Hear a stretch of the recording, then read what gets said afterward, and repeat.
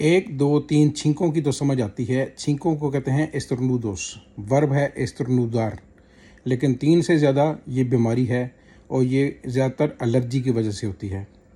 हाथों में खारिश दौलत की नहीं, दोबारा एलर्जी की निशानी है या एक छूत का मर्ज़ है जिसे हम सरना कहते हैं, और ये भी काबिल इलाज है। इसी तरह पाँव में खारिश ये ज़्यादातर फफूंदी लगने की वजह से होती है, जिसको हम मिकोसिस कहते हैं। पाँव में जो खारिश है ये छाले बन जाते हैं, इसमें अम्पोयस कहते हैं छालों को, इसलिए ये भी कोई ऐसी बात नहीं। तो खारिश नाक ता पाँव जो भी हो वो काबिल इलाज है, उससे कोई दौलत वगैरह कम अज़ कम नहीं आती।